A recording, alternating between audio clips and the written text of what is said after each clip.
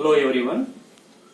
As I am continuing the video lectures during this COVID-19 outbreak situation in whole globe and also in India also, we have studied refrigeration.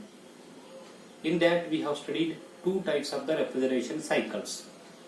One is vapor compression cycle, another one is vapor absorption cycle. Mostly in case of the domestic purpose as well as in case of the industrial purpose, transportation, storage, in all the cases we are using a vapor compression cycle. Why? Because it has a more coefficient of performance, that is COP, and especially the freezing, making the ice and all ice factories, we are using a vapor absorption cycle. So there huge quantity has to make that ice has to make in a huge quantity. That's why vapor absorption cycle is more suitable for that. But in case of the air conditioning in a different season, and in case of the refrigerators, and in case of some storage of milk, vegetables and all, storage purpose, transportation purpose, the multi-utility buildings and all, in all the cases the more important is how quick we are making that cool or conditioning in case of the air conditioning. So therefore vapor compression cycle is the most suitable cycle here. So therefore now before going to that air conditioning, just I will glance that vapor compression cycle here. So vapor compression cycle, the main important part is the evaporator here. Evaporator, it will be kept in the space, which space we want to cool here, right?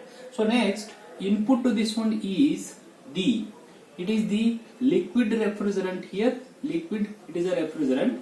Then output of this one is, it is the vapor refrigerant here in the vapor form. In the vapor form refrigerant will comes. How it will becomes the liquid refrigerant to vapor refrigerant? Because it will absorb the heat. It will absorb the heat from the space to maintain certain temperature here. So next, once it will becomes the vapor refrigerant, then it will goes to the another one very important part or element of this vapor compression refrigerator. It's a compressor here. It is a compressor. In this compressor, we need a pressure for the refrigerants in the cycle. It has to move. It required a pressure. So therefore, this compressor will be the main part to increase the pressure of the refrigerant. How this compressor will be run? There will be the motor. To that motor that we are supplying the electrical energy. So then compressor will run. Then it will compresses the high pressure vapor. That is a vapor here now, but pressure is very high. That will comes out from the compressor here. Then once it will comes out from the compressor, so what we need here now, liquid refrigerant. So it will goes to the another one important that element here, that is called as the condenser here. In the condenser, vapor refrigerant is the input to this, and it will comes out with the liquid refrigerant here. So we need liquid refrigerant here. We are getting here now liquid refrigerant from the condenser. So condenser, how it will work? It will cool, it will reduce, it will cool the vapor with the help of the coolants or air as a coolant sometimes here. So then liquid refrigerant, it will comes out here now. Then it is passing through another one that element, it is called as the throttle valve here. Throttle, that valve here, it will passes through the throttle valve. So therefore its energy will be remains the same, because energy is required to flow in the cycle. So therefore throttle valve is the functioning in such a way that that energy of that refrigerant will not be lost here. So this is the how this cycle is taking place here, vapor compression cycle. If we understood this vapor compression cycle, then definitely that air conditioning study will becomes very easy here now. Why? Because the same cycle has been used in case of the air conditioning that system here now. So next I will come to the point here now. What is air conditioning system? So what is the air conditioning system? As we know, the seasons are changing in every 4 months here. Usually we are getting three types of seasons. One is a summer season, now it is there, and next one will comes the rainy season. The next will comes, that is a winter season. So especially in case of the summer season and in winter season, what is the air outside here? There is that means what the problem with some air in the summer season as well as in winter season. Usually not in rainy season here. During the rainy season, air quality is almost good. Here there is no pollutions in that, because the water droplets will absorb that dust particles and all. It will be settled down.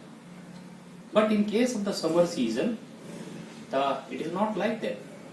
Air is what? Air is somewhat hot. Means temperature of the air is more. But thing is that here now, in case of the summer season, what we need? We need a cold air.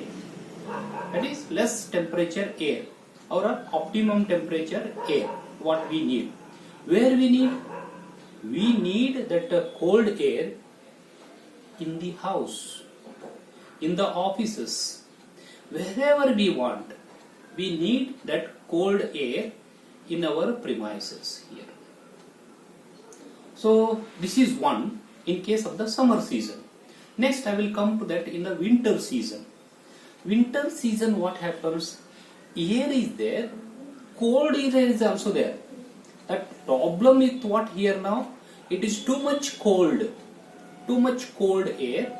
What we need? We need a somewhat in a hot air during the winter season. This is one. Here, especially in case of the Jammu Kashmir and some that regions. In that regions, what happens? That definitely what we need a hot air, because climate is very cold air is there. This is one. Next, that another one point will comes in case of the winter season, air is dry. In case of the winter season, so skin will become dry. We are applying Vaseline, some cream we are applying. That is what? Air is dry. Air is dry means what? Air is dry means the moisture content in the air is very less during the winter season. So therefore what we need to add it? We need to add a moisture content to the air here now. The two things has to be done in case of the winter season. One is what? Heating the air and adding the moisture content to the air. So therefore then adding the moisture content to the air is called as the process humidification. It is called as the humidification. So humidification is also required, and heating of the air is also required during the winter season. Not cooling of the air here now. Here we are doing how many processes? For the summer season we need to cool the air. It is a cooling of the air. During the winter season we need to add the vapor to the air, that is a humidification to decrease the dryness, and also we need to heat the air. So these are the three processes, and in case of another one process will comes here now, that is in the coastal areas, that areas very nearer to the seashore and all. In that cases humidity is very high. Humidity is very high means the moisture content, just like that rain is about to come, at that time how we are feeling that almost that outside air has very high moisture content, sweating will happen. So usually in case of the seashore region, what happens? The humidity means moisture content is more in the air. That is, humidity is more in the air. So what we need? So but for our human body, we should not withstand that more humidity as well as less humidity. Very less humidity means very dry in the winter season. Very more humidity means sweating will happen. So therefore, we need that particular humidity, means that moisture content in the air should be a optimum, in a certain range, and temperature of the air also at a certain range here. So therefore, all these four processes, heating, cooling, humidification and dehumidification, all these has to be happened in one equipment. Who will do this? That equipment is called as, that process is called as air conditioning. Air conditioning, that equipment which will do these processes here, in the different seasons, then it is called as the air conditioning systems. In a short, we will call it as a AC, air conditioning system. What is the difference between AC and air cooler? Air cooler or a fan you take. Fan is, it will give that more mass flow rate of the air. Only that much it will do. But air cooler, it will reduce its temperature by passing that air through that liquid water droplets or air in that cases. Only air cooler will cool the air only. It will not heat the air. It will not do any that humidification and dehumidification. That is a air cooler. But AC is there, air conditioning, it will do heating as well as cooling. Both it will do. In some regions, humidification and dehumidification also it will be adopted in that. So therefore, the air conditioning system we have to study for the different seasons here now. One is that air conditioning system for the summer season, how it is there. In case of the winter season here, how it is there. In all season here. These are the classification of that air conditioning system. The air conditioning for summer season, air conditioning for the winter season, and air conditioning for all season, that air conditioning. This is a classification how we are doing here. So next, in what principle it is that air conditioning is working. As I have told already, this is working on the principle that is vapor compression cycle. Here now, vapor compression cycle, it will work on the second law of thermodynamics.